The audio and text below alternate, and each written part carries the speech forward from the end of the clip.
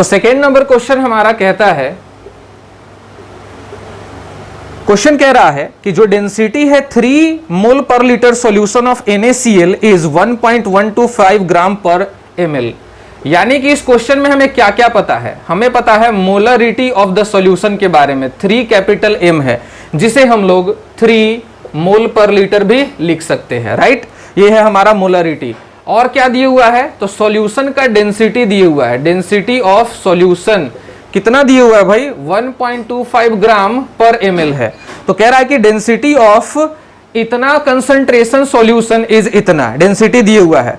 बोला है calculate the molarity of the solution, यानी कि हमें क्या फाइंड आउट करना है, हमें फाइंड आउट करना है मोलरिटी किसका, सॉल्यूशन का। सिंपल है। तो मोलरिटी निकालने के लिए आपको मास चाहिए होगा, और क्या दिया हुआ है यहाँ पे, डेंसिटी दिया हुआ है, ठीक है।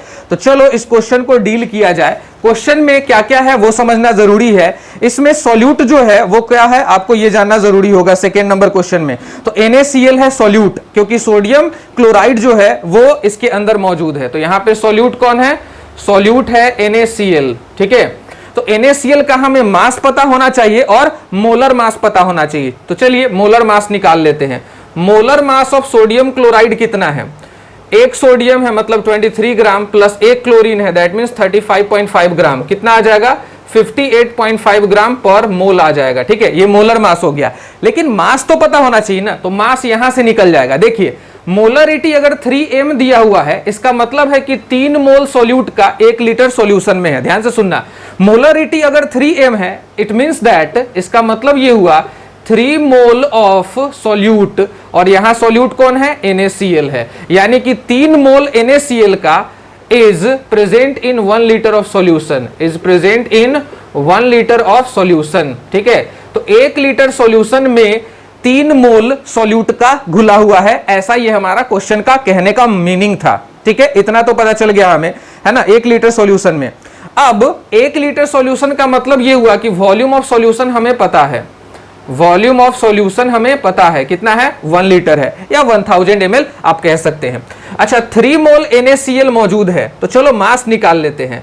मास यानी कि 1 लीटर सॉल्यूशन में कितना ग्राम सॉल्यूट का यानी कि NaCl का मौजूद है।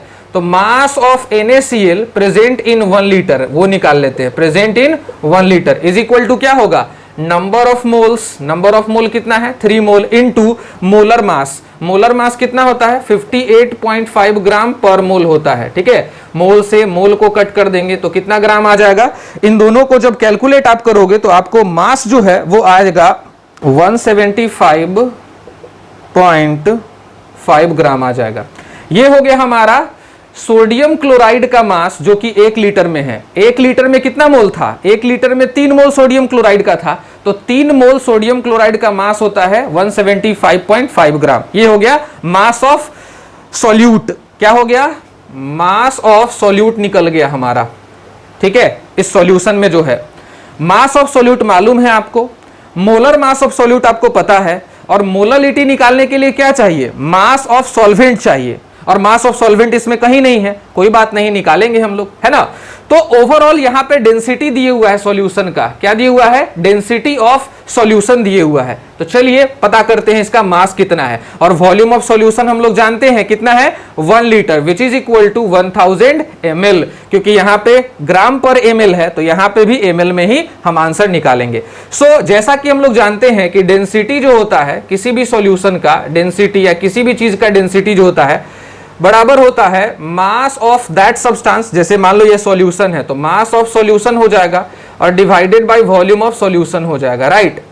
ओके, मास ऑफ सॉल्यूशन यहां से हम लोग फाइंड आउट कर सकते हैं। तो mass of solution is equal to क्या हो जाएगा बताइए, डेंसिटी इनटू वॉल्यूम हो जाएगा। तो डेंसिटी कितना है क्वेश्चन में गिवन है 1.25 ग्राम पर ml, वॉल्यूम कितना है 1000 ml है, ml से ml कट जाएगा तो कितना आ जाएगा 1250 ग्राम आ जाएगा। ये क्या हो गया, ये मास ऑफ सॉल्यूशन हो गया। आप देख रहे हो मास ऑफ सॉल्यूट आपको पता है, मास ऑफ सॉल्यूशन पता है, आपको क्या फाइंड आउट करना था, mass of solvent find out करना था। तो mass of solvent is equal to mass of solution minus mass of solute. तो आप कर ही सकते हो ना, क्योंकि सॉल्वेंट का मास प्लस सॉल्यूट का mass is equal to solution का मास होता है। तो सॉल्यूशन के मास में से सॉल्यूट के मास को आप घटा दोगे तो क्या आ जाएगा, सॉल्वेंट का मास आ जाएगा। 1250 ग्राम आपके सॉल्यूशन का मास है, सॉल्यूट का मास है आपका 175.5 ग्राम। तो कितना हो जाएगा ओवरऑल, जब आप कैलकुलेट करोगे इन दोनों को तो इसका आंसर जो है वो आएगा आई थिंक 1074.5 आएगा, 1074.5 ग्राम आ जाएगा। ये हो गया आपके सॉल्वेंट का मास, किसमें, ग्राम में हो गया, राइट। इसको आप चाहो तो केजी में कन्वर्ट कर सकते हो, नहीं तो मोलालिटी का फॉर्मूला तो ग्राम के लिए भी है ही ना। मोलालिटी अब हमें फाइंड आउट करना था, राइट। तो मोलालिटी इज इक्वल टू क्या होता है, मास ऑफ सॉल्यूट, क्या होता है, मास of solute by molar mass of solute into mass of solvent, क्या होता है, मास ऑफ सॉल्वेंट। अगर मास ऑफ सॉल्वेंट ग्राम में है तो ऊपर में 1000 से मल्टीप्लाई करेंगे, और अगर केजी में है तो नहीं करेंगे, ठीक है ना। तो यहां पे ग्राम में है तो करेंगे। मास ऑफ सॉल्यूट कितना आपने निकाला है, 175.5 ग्राम, राइट। मोलर मास आपने कितना निकाला है, 58.5 ग्राम पर मोल निकाला है आपने, राइट। उसके बाद मास ऑफ सॉल्वेंट कितना निकाला है, 1074.5, किसमें है, ग्राम में। लेकिन जैसे ही आप 1000 से ऊपर मल्टीप्लाई करोगे ये ऑटोमेटिकली केजी बन जाएगा, ठीक है ना। डिवाइडेड बाय 1000 करोगे ना तो ये 1000 ऊपर चला जाता है, कहने का मेरा मतलब ये है, ठीक है।